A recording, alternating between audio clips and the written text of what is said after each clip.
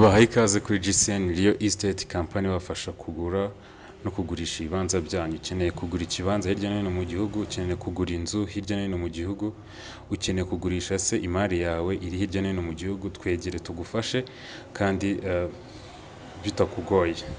Uyu munsi tugiye kuganira ku bintu bitanu ugomba gukurikiza mbere y'uko utangira kubaka inyubako yawe. Ibyo bintu bitanu iyo bikurikije, inzu y'inzozi zawe uyigeraho nta kabuza. Reka turebere hamwe ibintu bitanu ugomba gukurikiza. Ubushakashatsi bwagaragaje ko abantu barenga impuzandengo y'100%, ubwo urumva ni hejuru y'100, baba bakeneye kubaka inzu zabo ariko ugasanga baracyaba mu bukode, kandi atari uko babuze ubushobozi. Ugasanga umuntu arifashije ariko ari kuba mu bukode. Noneho ugasanga ibyo bintu bitanu nta na kimwe yakurikije kugira ngo abashe kugira inzu y'inzozi ziwe. Ugasanga umuryango wese uba mu bukode, urimuka buri munsi. Reka turebere hamwe ibintu bitanu noneho bishobora kudufasha kugira ngo umuntu atunge inzu yiwe muri iki gihugu, kandi inzu y'inzozi ziwe itanamuhenze. Ikintu cya mbere ugomba kwitaho mbere yuko wubaka inzu yawe ni ikibanza ugiye kubakamo inzu yawe. Icyo kibanza giherereye hehe?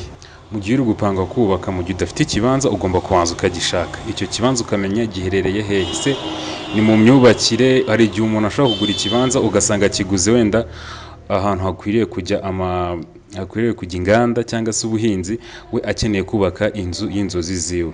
Ugasanga aguze icyo kibanza nawe agiye muri process yo kugigurisha kubera kutamenya. Ikibanza rero ugomba kubanza kumenya giherereye. Ese ni mu myubakire? Se ntabwo kiri mu manegeka? Hari abantu bubaka bagura ibibanza bagatangira kubaka inzu zabo kuko bafite cash, batitaye ku ahantu icyo kibanza cyabo giherereye. Ugasanga batangiye kubaka, kuzamura inzu igatangira kugwa ataranasakara kubera ikibazo cy'ubutaka cyangwa se ikibazo cy'ikibanza cyiwe. Ugomba rero kubanza kumenya ikibanza cyanjye giherereye hehe. Ese sinzajyana ibibazo na leta?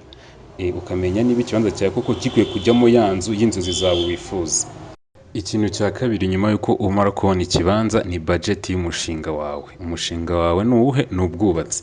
So ugomba gukora budget y'umushinga wawe mbere y'uko utangira kubaka, ugahuza amafaranga ufite ukayahuza n'ibiri mu mutwe. Mbere y'uko utangira kubaka ubanza gukora budget, ikintu cyose kikabarwa. Buri kintu cyose ukeneye ko gikorwa kikabarwa, hanyuma kigahuzwa n'amafaranga ufite mu mufuka cyangwa se kuri banki. Uri gukora muri budget, uri gutangira nyine utunganya budget y'inzu yawe, buri kantu kose ugomba kubara. Imicanga urayibara, amatafari ukayabara, umukozi uzayikora ukamubara. Hari ukuntu usanga abantu mutangirana abakozi wenda ngo 10, ejo ukongeramo 20 ngo byihute, ejo ukongeramo abandi 10 akaba 30 ngo birashaka kwihuta cyane, ejo urabagabanyije abaye 5 kubera ubushobozi. Icyo gihe nta budget uba warakoze.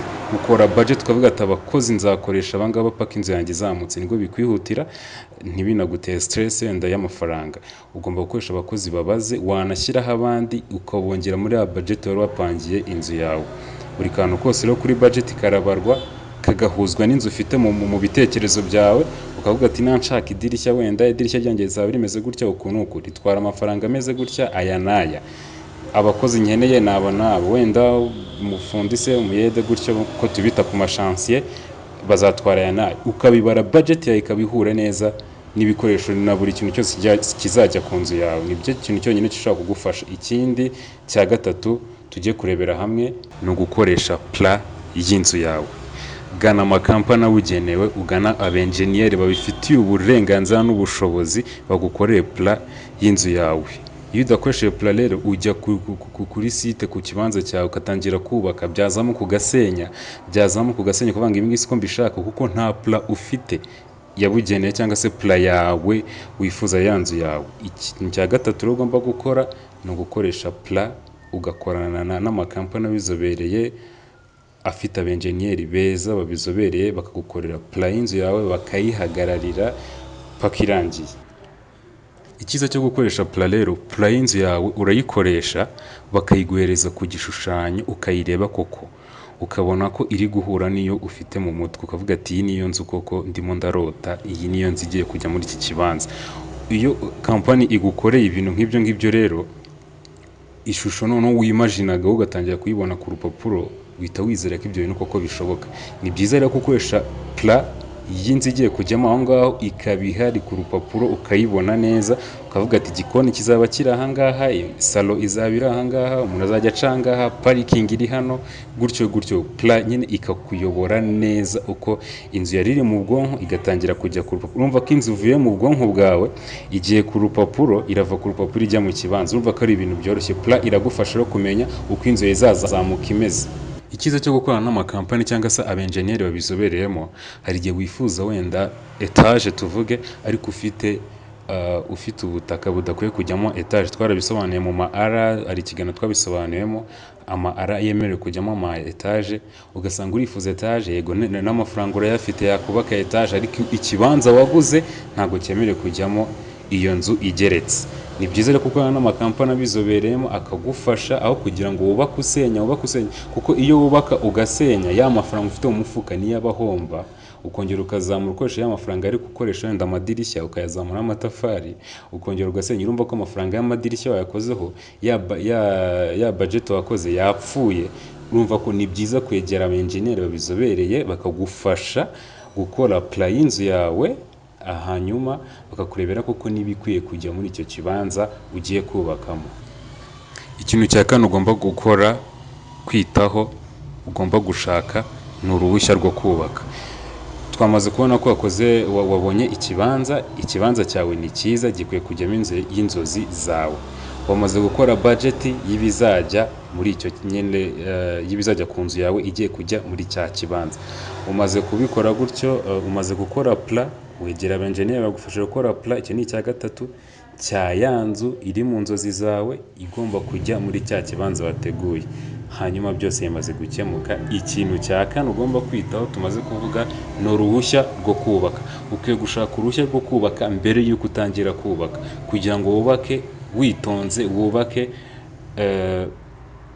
leta ibizi, kugira ngo utubaka usenya. Hari igihe wubaka nta ruhushya ugasanga wubatse huti wubatse mu kajagari, ibintu byawe biri mu kajagari, ejo bigasenyuka, cyangwa se ugasanga imaze kuzamuka, waraciye muri humya abayobozi, wamara gutangira gusakara, benshi murabizi, bikaza bakagusenyera kuko nyine nta ruhushya ufite rwo kubaka. N'ibyo wubatse aho hantu wenda ntibihura kuko nta ruhushya rwaho uhafitiye. Ikintu cya gatanu nyine ari nacyo cya nyuma, ni uguhitamo kampani izagufasha kubaka ya nzu yawe y'inzozi zawe.